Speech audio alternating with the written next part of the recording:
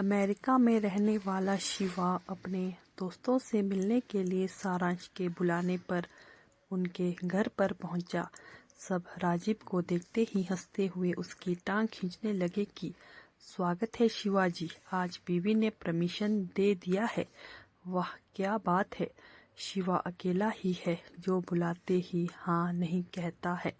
रेणुका से एक बार पूछ कर बताता हूँ कि कोई प्रोग्राम तो नहीं है। यह उसका हमेशा का डायलॉग रहता था।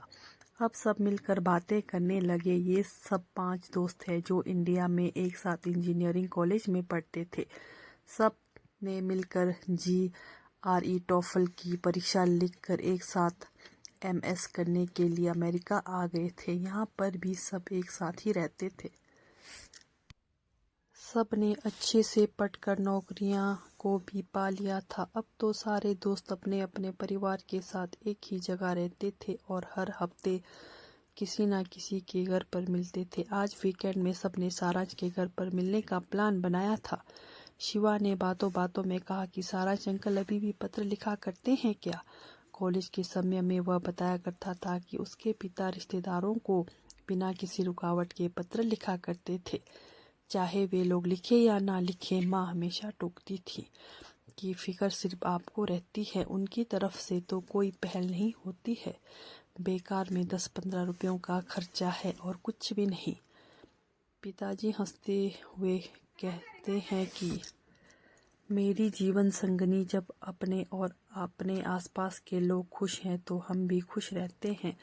यह जीवन का मूल मंत्र है। सारांश ने हंसते हुए कहा कि अरे नहीं यार, मैंने उनके लिए एक फ़ोन खरीद कर दिया है तो आजकल मैसेज भेजने का काम कर रहे हैं। राजीव ने देखा कि जब सारांश यह बता रहा था तो उसका चेहरे पर खुशी की चमक रहा था और ज़ोर शोर से बताने लगा कि शिवा, अब तुम्हें मालूम है ना, मैं बताता कि वे हमें पत्रों को पढ़कर सुनाया करते थे, ठीक वैसे ही आजकल मुझे मैसेज पढ़कर सुनाया करते हैं और इतना खुश होते हैं कि बस मैं बातों बातों में उसे नहीं बता सकता हूँ कि जब वह अपने पिता के बारे में बता रहा था उस समय उसकी आंखें भी नम हो गई थी। मैं मन ही मन शर्मिंदगी महसूस कर रहा था क्योंकि मेरी माँ भी मुझे पत्र लिखा करती है, पर मैं बिना पढ़े ही उसके पत्रों को रैक में रख देता था। एक दिन मेरी पत्नी ने कहा भी था कि आपकी माँ इतने प्यार से आपको पत्र लिखा करती है और आप हो कि उसे बिना पढ़े ही अंदर रख देते हैं। पहली बार जब उन्होंने मुझे पत्र लिखा तो मैंने उसे खोलकर पढ़ा तो उन्होंने पत्र के शुरुआत में लिखा था कि हम सब यहाँ कुशल मंगल है। ईश्वर से प्रार्थना करती हूँ कि वहाँ तुम सब कुशल मंगल हो।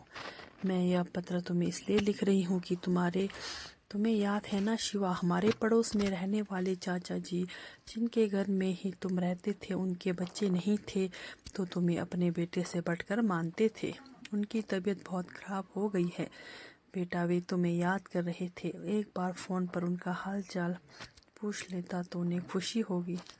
मुझे यह सब अच्छा नहीं लगता था कि कभी बचपन में उनके घर पर गया था तो आज बात कर लो। माँ भी, मैं पिता माता को ही कभी पत्र नहीं लिखता हूँ, सिर्फ फ़ोन पर 15-20 दिन में एक बार बातें करके हाल चाल पूछ लेता हूँ। माँ की चिट्ठी महीने में एक तो ज़रूर आ जाती है, कभी कुछ पुरानी यादें ताज़ा करती है।